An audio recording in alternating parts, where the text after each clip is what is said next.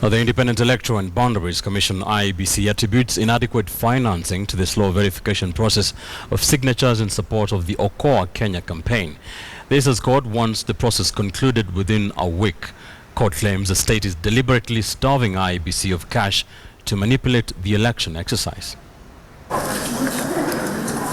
5 days into the verification exercise of the over 1 million signatures collected by the Okoa Kenya movement, the electoral body IEBC has some rather bad news for the opposition coalition, CORD. It is cash-strapped and thus unable to undertake the exercise efficiently.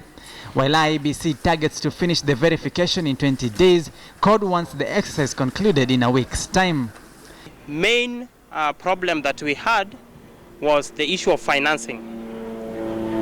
But now that the funds have been released, having a cap of 20 million budgetary allocation to work with, certainly if we had more money we would have hired more clerks, because that would mean that the process would be faster. He's using this as an excuse not to include many people and not to provide sufficient time for people to register as voters.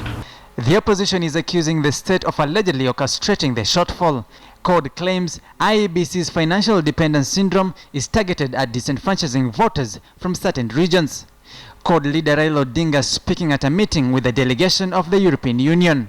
And we do think that the government is doing this deliberately to deny the people their constitutional right. It's time to invest in preparations which will finally lead to credible elections on the election day.